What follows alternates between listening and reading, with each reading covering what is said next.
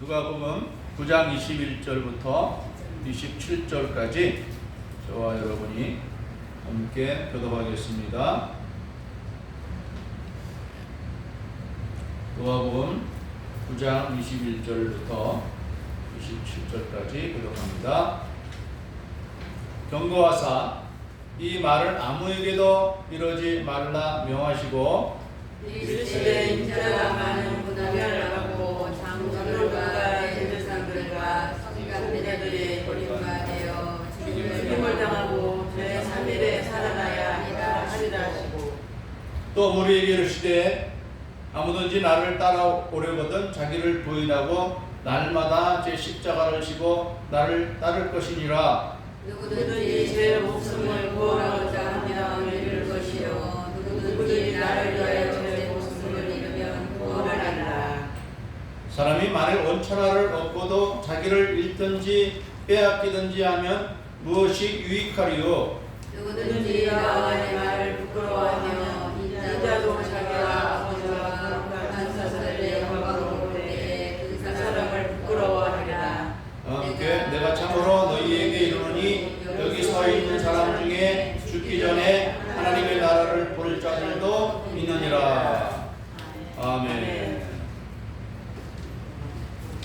오늘 말씀의 제목은 내가 져야 할 십자가입니다. 우리 이 예수님의 오늘의 이 말씀도 가이사랴 빌립보에서 하시는 말씀이죠. 요 앞번에 예수님이 제자들에게 너희는 나를 누구라 하느냐, 세상 사람들은 뭐 엘리야다, 세례 요한이다, 에레미야다, 또 선지자 중에 한 사람이다라고 생각을 하는데 너희는 나를 누구라고 생각하느냐 이렇게 물었죠. 오늘날에도 많은 사람들은 예수님을 누구로 생각하고 있습니까? 3대 종교 중에 한 종교를 이룬 사람, 교주 뭐 이 정도로 생각하죠. 불교의 부처, 이슬람교의 모하메드, 또 기독교의 예수, 이렇게 3대 종교를 이룬 창시자 뭐 이 정도로만 생각하지, 우리가 믿는 것처럼 하나님의 아들 그리스도라고 그렇게 믿는 사람들은 어디에 있습니까? 교회에 있죠. 안 믿는 사람들은 여기에 없죠. 그래서 이 베드로의 이 신앙 고백이 아주 중요하죠. 베드로의 신앙 고백으로 말미암아 이제 하나님과 우리가 연결되는, 그전에는 하나님과 우리와 아무런 관계가 아니었죠. 아무런 관계 없어. 하나님 누군지 나는 나고 하나님은 하나님이고, 그런데 이 신앙 고백으로 말미암아 우리가 하나님과 연결이 되는 것이죠. 우리 가정의 이 남편과 아내도 그렇죠. 남편과 아내도 어떻게 해서 하나를 이룹니까? 서로 사랑의 고백을 통해서 하나를 이루는 것처럼 우리가 하나님과 어떻게 연관이 되는가? 신앙 고백을 통해서. 그래서 우리는 매주일마다 신앙 고백하는 거예요. 사도신경. 그 사도신경은 암송하는 게 아니라 우리의 믿음을 고백하는 거예요. 내 마음으로 이렇게 믿습니다라고 할 때 이 말이 내 마음이 생각이 될 때에 우리는 예수님으로 말미암아 하나님과 연결돼서 우리는 하나님의 자녀가 되는 것이고, 우리 이 교회는 하나님의 자녀들이 모인 공동체. 이 공동체를 다른 말로 말하면 집이라고 할 수 있죠. 집, 하나님의 집, 하나님의 공동체, 교회에 속하게 되는 것이죠. 그래서 예수님이 베드로가 신앙 고백을 할 때 주는 그리스도시요 살아계신 하나님의 아들입니다 이렇게 고백을 할 때 예수님이 굉장히 기뻐하셨어요. 좋아하셨어요. 그래서 베드로에게 복을 주셨죠. 너는 반석이다. 너의 신앙 고백이 이제는 반석이 될 것이다. 그래서 이제 또 그 교회에 이 반석의 신앙 고백에 교회를 세우고 신앙 고백을 하는 사람들에게 예수님이 무엇을 주신다고 했죠? 천국의 키, 영어로 키, 우리말로 열쇠. 그래서 이 말은 열쇠를 돌리면 들어가는 거죠. 그죠? 열쇠. 근데 그런 열쇠는 아니죠. 우리가 믿음으로 받아들입니다. 믿음으로 안 받아들이면 열쇠가 소용이 없죠. 분명히 열쇠 준다고 그랬는데 열쇠 소용 없어요. 그러면 이거는 이제 안 되는 거죠. 열쇠를 가지고 살아가는 것이 우리의 인생입니다. 천국 열쇠를 가지고 살아가는 거예요. 자동차 아무리 줘도 열쇠가 없어서 소용없죠. 천국을 줬는데 우리 천국을 누리며 살아야 되겠죠. 누리며 살아야 돼요. 천국을 누리면서. 네, 예수 믿으면서도 천국을 누리지 못하는 그런 답답한 상태에 있는데 이것을 떨쳐놔야 되겠죠. 어떻게?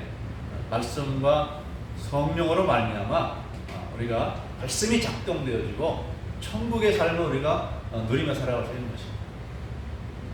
그런데 오늘 우리가 읽은 본문에서 좀 이해하기 어려운 주님의 말씀이 있습니다. 첫 번째 이해하기 어려운 주님의 말씀은 이렇게 좋은 이런 이야기를 아무에게도 말하지 말라는 거예요. 아무에게도 이 말을 하지 말라 그랬어요. 왜 그랬을까요? 이렇게 좋은 말씀, 귀한 말씀을 왜 아무에게도 말하지 말라고 그런 걸까요? 우리가 하나님을 대할 때, 하나님 말씀을 읽을 때 때로는 이해가 안 되는 말이 있어요. 그것이 어떻게 보면 자연스러운 거예요. 그런데 이제 우리가 이상을 읽어보면 알게 되죠. 성경을 다 읽어보면 예수님이 왜 이런 말씀을 하셨는지 알 수가 있습니다. 왜 그러느냐?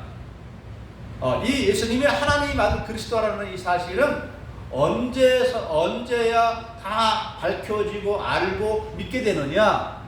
예수님이 십자가에 죽으시고 부활, 승천, 성령 강림까지 이루어져야 됩니다. 그래야 그제서야 예수님이 왜 하나님의 아들 그리스도인지 믿어지게 되는 거예요. 그 전까지는 참 믿기 어려운 거예요. 어떻게 마리아의 아들로 사람으로 태어난 사람이 하나님이라고 할 수 있습니까? 지난주에도 말씀했지만 예수님이 하늘로부터 천사의 날개처럼 헐헐 날아가지고 세상에 탁 오셨으면 하나님의 아들 오셨네? 이렇게까지 믿을 수가 있겠지만 똑같아. 우리와 같이 그냥 똑같이 한 여자의 몸에서 태어나서 성장해서 성인이 된 사람이에요. 어떻게 그런 사람을 가리켜서 우리가 하나님의 아들이라고 할 수 있겠습니까? 우리 예전에 우리 선희 처남이 어떻게 유대인인 목수 예수를 하나님의 아들로 믿느냐는 거예요. 어떻게 외국인 아니에요 예수님이. 그렇죠? 외국인으로서 온 사람인데 뭐 그런 평범한 사람을 우리가 어떻게 하나님의 아들로 믿냐는 거예요. 논리적으로 그렇잖아요. 그래서 예수님이 당신이 하나님의 아들 되신 것을 증거하려면 물론 이 땅에서도 뭐 귀신을 내쫓고 병든 사람을 고치고 하는 이러한 수많은 이적도 행했지만은 마지막으로 행해야 될 일이 뭐냐? 바로 십자가에서 죽는 거예요. 완전히 죽는 거예요. 완전히 죽었다가 다시 살아나. 그리고 어떻게 이 세상에 사라졌습니까? 예수님이? 구름을 타고라고 하는데 구름에 휩싸여서 하늘로 올라가셨어요. 그러면 하나님의 아들로 증명이 되는 것이죠. 증명이 되는 거예요. 그런데 사람들은 보고서도 못 믿는 경우가 많죠. 우리가 하나님을 체험할 때 하나님을 제대로 믿기 때문에 성령이 때 임해야 되는 거예요. 성령이 임해야 되는 거예요. 그래서 우리가 예수님을 믿으려고 하는데 안 믿어져. 그럴 때 우리가 해야 될 일은 무엇입니까? 하나님, 저를 만나주십시오. 성령님을 경험하게 해주세요. 그래야 우리가 하나님을 알 수 있잖아요. 그냥 이론적으로는 예수 믿을 수 없는 거예요. 이론적으로는 하나님 말씀이 이해가 안 되는 것입니다. 아무튼 예수님이 왜 이런 말을 아무에도 하지 말라 그러냐? 아직도 예수님이 십자가에 죽으실 때가 안 되기 때문에 때를 조종하는 것입니다. 때를. 그러나 막상 이제 예수님이 십자가를 져야 할 때가 가까이 왔을 때에는 이 사실을 밝히 드러내시죠. 그래서 예수님이 대제사장 가야바가 예수님을 신문할 때 내가 찬송받으실 하나님의 아들 그리스도이냐 이렇게 물었을 때 그렇다고 했어요. 그렇다. 내가 말하였다. 그러나 내가 너희에게 이르노니 이후에 인자가 권능의 우편에 앉아있는 것과 하늘 구름을 타고 오는 것을 너희가 보리라 그랬습니다. 분명하게 나타나셨어요. 하나님의 아들이요 지금은 인간 예수를 보지만 장차 하늘의 구름을 타고 오시는 하나님의 아들이신 나를 다시 보게 될 것이다. 이렇게 분명하게 말씀하니까 그러십니까? 하고 무릎 꿇었습니까? 안 그러죠. 내가 지금 신성모독적인 말을 했다. 인간으로서 감히 할 수 없는 말을 했으니 너는 죽어 마땅하다 해서 십자형의 언도함과 달리겠습니까? 그래서 이때까지는 때를 조정하기 위해서 아무에게도 말하지 말라 이렇게 말씀한 거예요. 그러고 나서 예수님이 이제 이후에 될 일들을 말씀하시는 것이죠. 이제 얼마 안 있으면 내가 이스라엘의 장로들과 대제사장들과 바리새인들에게 붙잡혀서 고난을 당하고 십자가에 죽고 그러나 사흘 만에 부활하리라 그랬습니다. 자, 이 말이 지금에야 우리가 이해를 하지만 처음 이 말을 듣는 예수님의 제자들은 이해가 되지 않은 것이죠. 예수님의 제자들이 생각했던 그리스도는 어떤 그리스도냐면 나라를 세울 뿐이야. 나라를 세울. 다윗이 나라를 세운 것처럼 이스라엘 나라를 견고하게 세워서 다윗이 하나님의 뜻대로 이스라엘 통치한 것처럼 다윗의 후손으로 오는 그리스도가 이제 이스라엘을 제대로 세운다 이 말이에요. 물론 그 당시에도 나라는 나라죠. 헤롯이 통치하고 또 로마가 식민지로 통치하는 그러한 시대이지만 이제는 다윗 시대와 같이 그리스도가 하나님이 보내신 그리스도가 통치하는 그런 시대가 올 것을 생각하면서 예수님을 따른 겁니다. 예수님을 정치적인 왕이 될 거라고 생각을 하고 따른 것이지.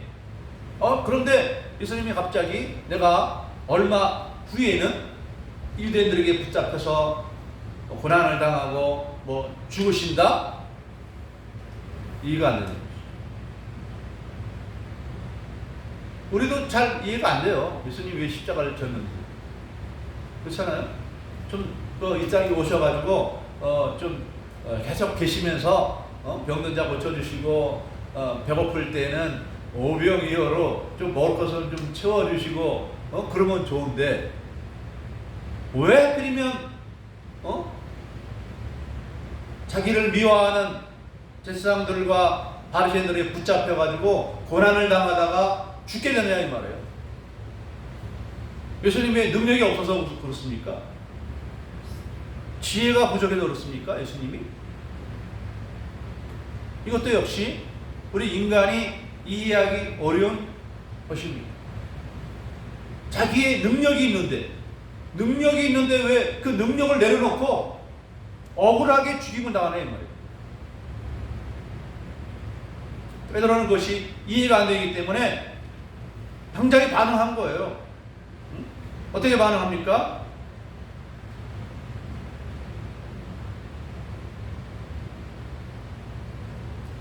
오늘 말씀에는 그 내용이 나오지 않지만 마태복음에 보면은 이 베드로가 반대하는 그 모습이 나옵니다.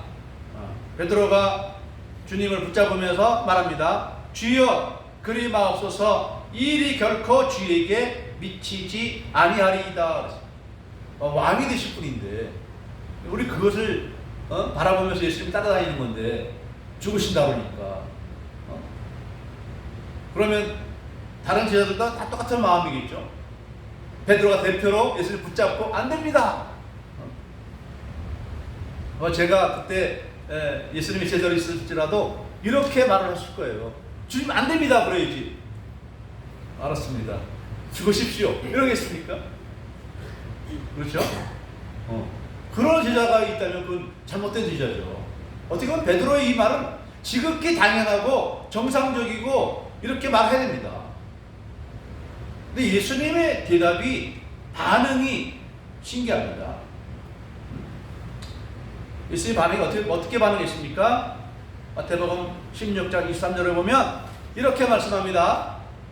사단아 내 뒤로 물러가라. 너는 나를 넘어지게 하는 자로다. 내가 하나님의 일을 생각지 아니하고 도리어 사람의 일을 생각하는도다.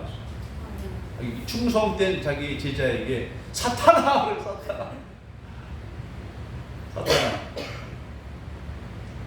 왜 그럴까? 왜? 맞잖아요. 이 베드로의 말과 행동이 맞잖아요. 죽으신다고 그럴 때 안 됩니다 이렇게 하는 게 맞잖아요. 근데 왜 그렇게 만류하는 베드로에게 정말 이거 충성스럽거나 살아가는데 제자가 이렇게 껴안아줘야지 왜 사탄이라고 말합니까? 그럼 우리가 이 땅에서 선한 일을 한다고 해서 다 선한 일이 아닙니다. 하나님이 이 뜻하시는 선한 일을 해야 선한 것입니다. 오늘날 우리 기독교가 동성애를 반대하잖아요. 근데 세상 사람들은 뭐라고 말합니까? 우리 동성애 인권을 말하는 사람들은 이 동성애자도 우리가 똑같은 사람이고 자기의 성적 자유가 있는데 왜 우리가 그 사람들을 차별하고 왜 미워하느냐? 동성애도 괜찮은 거다. 이렇게 이제 말하는 거예요. 그러나 하나님의 시각에서는 안 되는 것이죠. 그래서 이 동성애 반대를 일반론적인 그런 인간 다 공평하고 똑같다라는 이런 입장에서 보면은 어떻게 보면 맞는 것도 같은데 하나님의 뜻의 입장으로 볼 때 하나님께서 인간을 창조하신 그 창조의 원리가 있잖아요. 그 뜻이 있잖아요. 하나님의 뜻을 모르면 우리도 모르는 사이에 우리가 사단이 되는 거예요. 사단이 되는 것이죠. 이단을 분별할 줄 모르면 우리는 사단이 되잖아요. 이단도 하나님 믿는다고 예수님 믿는다고 그래요. 이단들도. 그런데 그들을 열심히 따라가서 거기서 열심히 예수 믿고 열심히 하나님 믿으면 예수님이 잘했다고 그럽니까? 나중에 너 누구냐고 그럽니다. 너 누구냐? 그래서 우리가 하나님을 믿을 때 알고 믿어야 됩니다. 알고. 어떻게 압니까? 하나님 말씀을 잘 살펴야 돼요. 잘 살펴야 됩니다. 앞에 있는 목사가 이단을 말할 때 이단인 줄 분별해야 됩니다. 분별하지 못하고 따라가면 우리의 믿음이 헛수고가 되는 거예요. 근데 기독교 TV에도요 이단들이 나옵니다.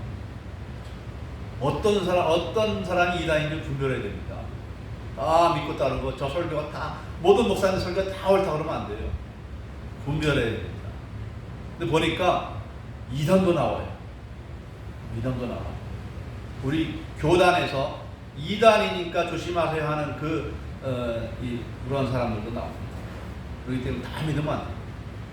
정강 목사. 그건 이제 나중에. 아무튼 사단아 너희들은 올라가라 이렇게 말씀을 하십니다. 그러면서 예수님이 뭐라고 말씀하냐면 오늘 본문에부터 나오죠. 우리 중간에 그 23절부터 예수님 또 말씀합니다. 그러니까 22절 23절에는 이 베드로와 또 베드로의 이 만류와 베드로를 책망하는 예수님의 모습이 나오는데 여기서는 그것이 없기 때문에 그것을 살펴서 말씀드린 거죠. 성경을 볼 때에 같은 사건에 대해서도 마태, 마가, 누가, 요한복음까지 같이 연결해서 보면 정확한 그림이 나옵니다. 정확한 그림이 나옵니다. 그래서 23절에 있는 말씀이 나온 거예요. 우리 23절과 24절을 함께 읽어보겠습니다. 아무든지 또 우리에게 이르시되 아무든지 나를 따라오려거든 자기를 부인하고 날마다 제 십자가를 지고 나를 따를 것이니라. 누구든지 제 목숨을 구원하고자 하면 잃을 것이요 누구든지 나를 위하여 제 목숨을 잃으면 구원하리라. 구원하리라. 그렇죠? 십자가를 따르라. 각자가 자기 십자가를 지고 나를 따라야 된다 이 말입니다. 이 말이 무슨 말일까요? 그러면서 누구든지 제 목숨을 구원하고자 하면 잃을 것이요 누구든지 나를 위하여 제 목숨을 잃으면 구원하리라. 이 말씀을 왜 했을까요? 십자가의 길이라는 것은 죽음의 길이지만 또 다른 말로 말하면 생명의 길이라는 말이죠. 예수님 십자가를 져야 생명의 역사가 이루어진다는 뜻입니다. 십자가는 예수님이 약해서 십자가를 진 것이 아니고 미련해서 십자가를 진 것도 아닙니다.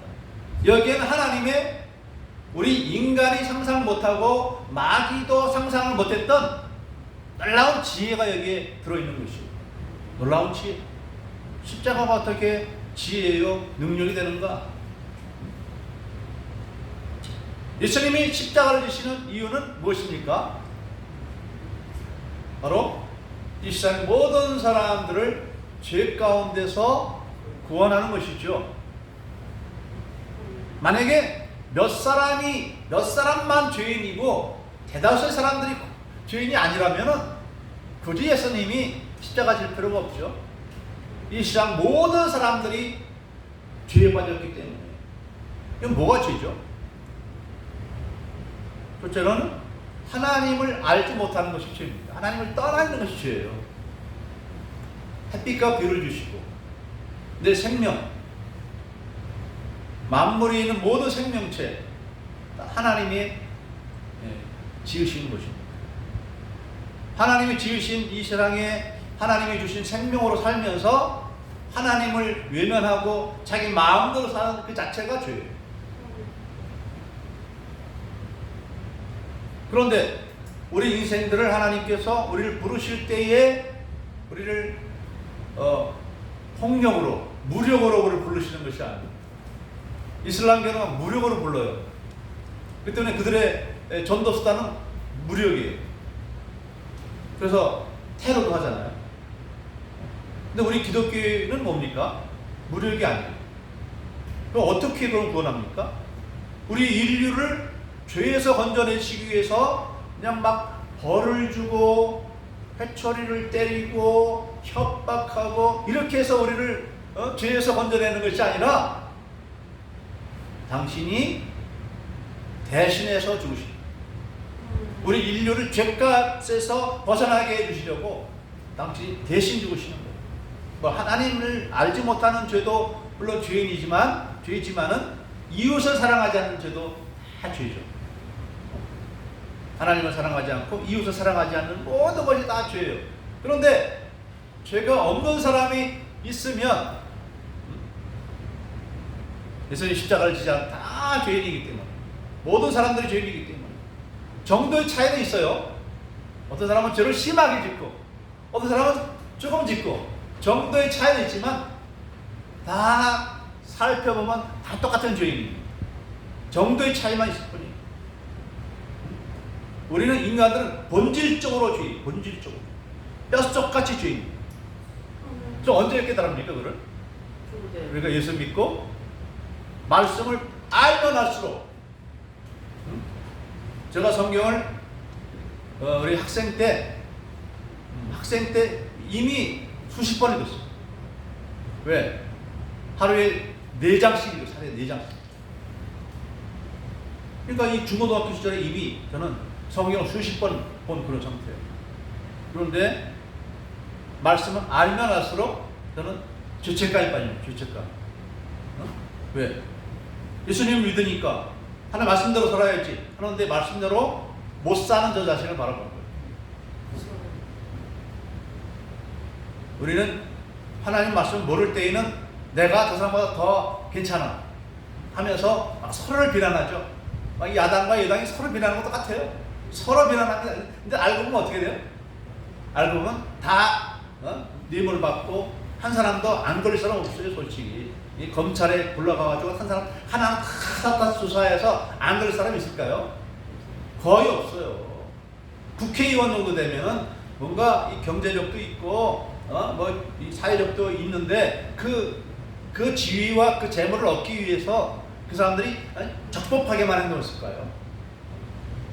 우리 인간은 근본적으로 부패하기 때문에 그 일상생활 이르기까지 다 살펴보면 다 똑같아요. 죄가 없는 사람 별로 없어요. 오히려 어떤 사람이 더 죄가 많느냐? 이 바리새인과 제사장들이 더 죄가 많은 거예요. 거룩한 성전에서 제사를 드리고 또 회당에서 하나님 말씀을 가르치는 이 바리새인들이 더 죄인이에요.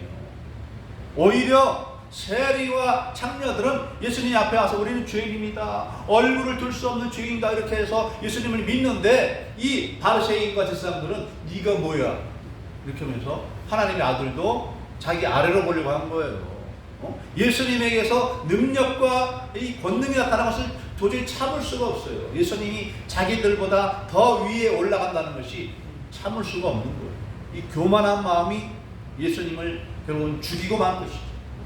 그런데 예수님은 그 교만한 악인들을 이용해서 오히려 당신이 십자가의 제물이 되심으로 우리 모든 인류를 죄 가운데서 구원하여 주신 것입니다. 아멘. 그래서 우리 성경 창세기 보면 우리 사람이 아담과 하와가 범죄한 이후로부터 우리 사람들에게 이 죄악으로부터 벗어날 길을 주셨는데 그것이 무엇입니까? 바로 제사. 제사였어, 제사. 그리고 믿음의 조상들도 그들이 가는 곳마다 뭘 쌓았다? 제단을 쌓았다. 제사 드리기 위해서. 그리고 이제 출애굽 이스라엘을 통해서 이스라엘 나라가 이 아브라함과 이삭과 야곱의 자손들이 모여서 국가를 이뤘을 때 그 핵심이 뭡니까? 성전 제사였어요. 성전 제사를 통해서 끊임없이 우리에게 알려준 것은 뭐냐면 나 대신 내 죄를 양이 또는 소가 또는 염소가 대신 죽는다 이 말이에요. 피 흘려 죽어. 그냥 죽이는 거 피 흘려요. 피 흘려가지고 막 제단에 뿌리고 막 회막에 막 바르고 막 그랬어요.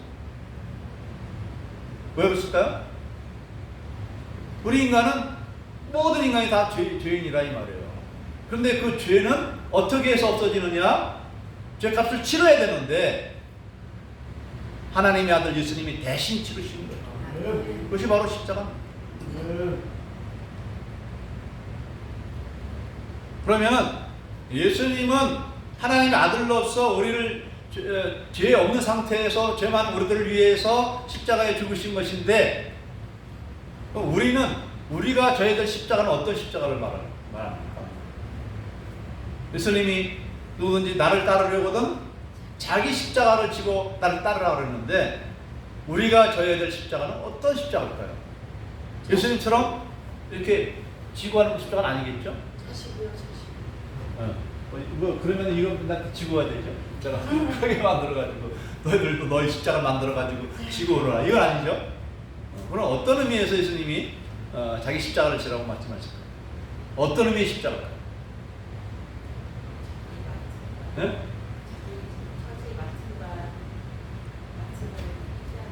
자기 맡은 일을 열심히 하는 것. 그렇죠. 예수님도 십자가 져라 그랬으니까 졌죠. 알겠습니다. 그렇죠? 하여튼 이것을 분석적으로 제가 세 가지로 말씀드리겠습니다. 우리는 예수님처럼 죄가 없는 사람은 아니에요. 죄가 똑같아요. 똑같은데 예수님 믿고 죄 없는 사람이 있죠. 너는 이제 죄가 다 있음 받았다, 죄가 없다, 무죄다. 죄 없는 사람으로 우리가 이제 선언을 받은 거예요. 죄는 죄인이긴 한데 죄값을 이제 치르지 않는다는 거예요. 그래서 우리도 이 예수님이 십자가를 진 이 사실을 전하는 것이죠. 전하는 것. 그래서 예수님을 믿어 우리처럼 죄사함과 영생을 얻게끔 전도하는 것. 전도하기 위해서 고난당하는 것. 이것이 우리가 져야 될 십자가라는 것입니다. 이런 십자가 적어봤어요? 전도하기 위해서 사람들로부터 비난과 조롱을 당하는 것, 협박을 당하는 것. 이런 것은 주로 오늘날에는 우리나라에서는 환경에서는 어렵죠. 종교의 자유가 있으니까 믿는 건 네 자유니까 괜찮아 그렇게 하는데 믿는다고 어림도 없지 하는 나라가 있죠. 어떤 나라가 그렇습니까?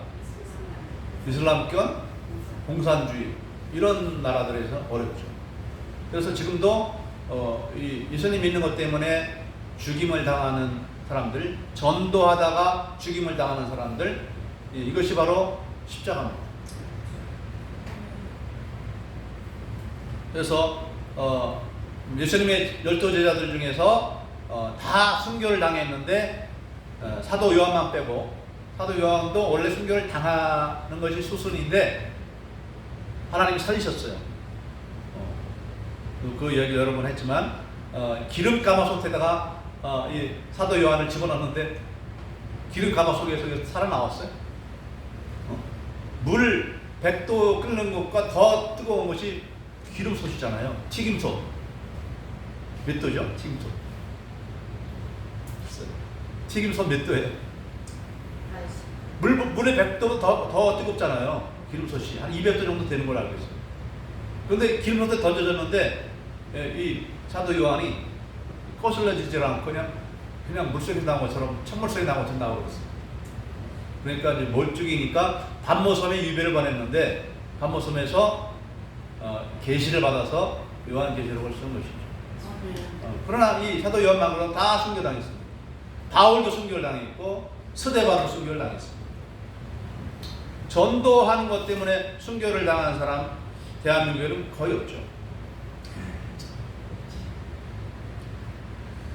그런데 이 전도하는 것뿐만 아니라 믿음을 지키는 것도 십자가의 길이다 그랬습니다. 우리 예수님이 그래서 그다음 말씀에 한 것이 이거죠. 누구든지 제 목숨을 구원하고자 하면 잃을 것이요 누구든지 나를 위하여 제 목숨을 잃으면 구원하리라 그랬습니다. 예수님 믿는 것도 믿는 것도 핍박을 당하는 일이죠. 그래서 믿다가 핍박을 당하거나 죽임을 당한 사람들 우리나라에도 많이 있습니다. 수많은 우리 이 과거의 기독교 지도자들이 죽임을 당했어요. 그 대표적인 예가 누구죠? 손양원 목사님. 손양원 목사님은 북한 공산당에게 죽임을 당했어요.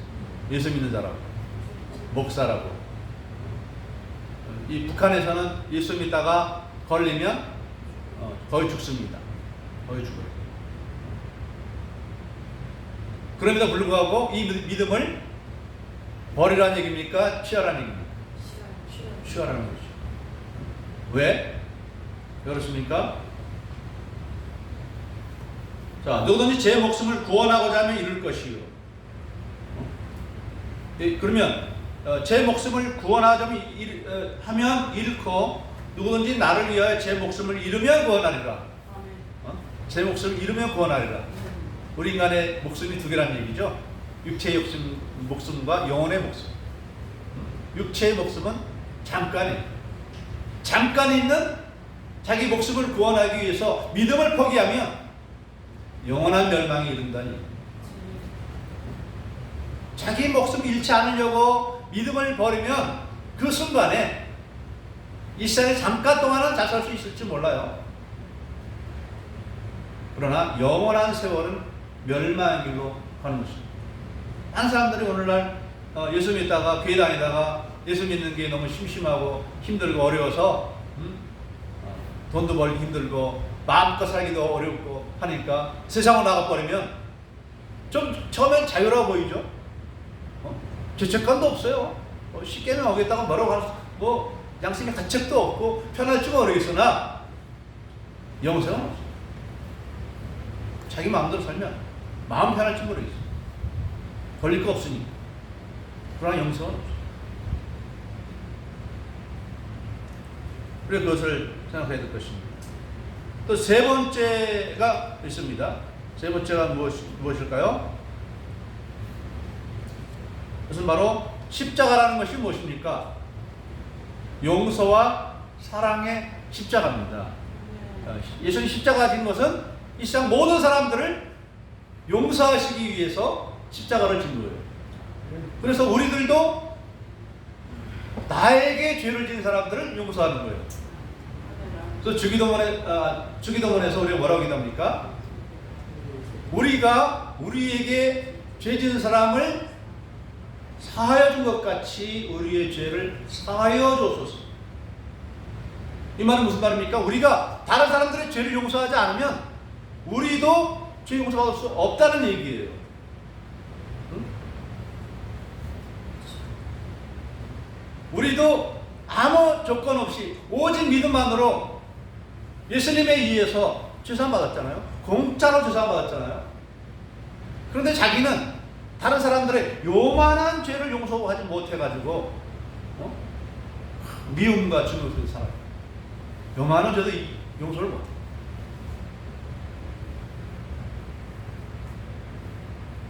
알고 보면 내가 더 큰 죄인인데 우리는 다른 사람의 죄는 크게 보고 내 죄는 요만하게 보고 아예 없다고 보려고 하잖아. 그런데 내 죄를 인정하는 그 순간에 우리는 다른 사람의 죄도 용서할 수가 있는 것이죠.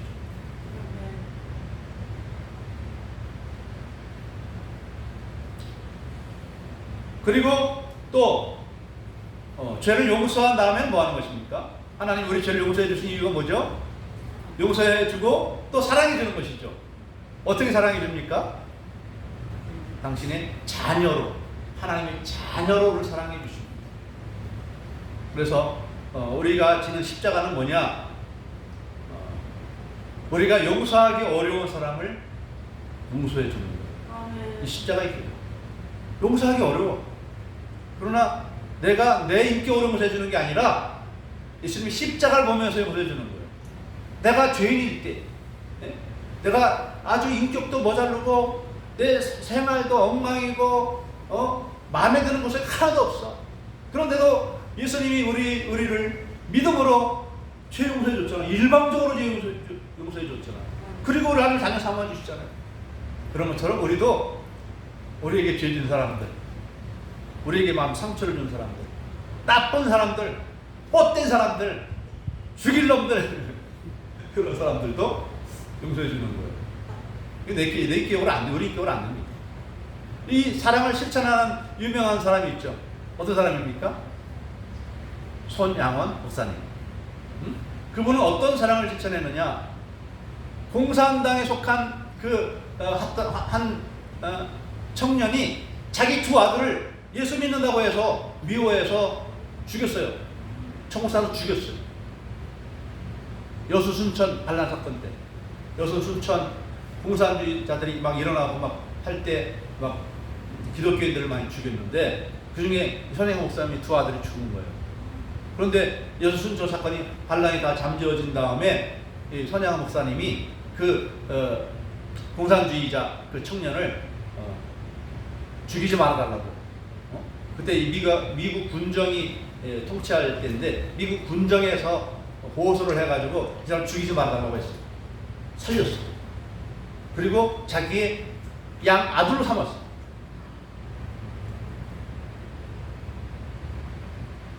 이것이 바로 손양아 목사님의 사랑의 원더타는 거예요. 근데 손양아 목사님이 자기가 인격이 좋아서 사랑했느냐? 그것이 아닙니다. 그래서 예수님이 하신 말씀 중에 원수를 사랑하라는 말씀이 있잖아요. 원수를 사랑하는 말씀이 바로 십자가의 길입니다. 어떻게 원수를 사랑합니까?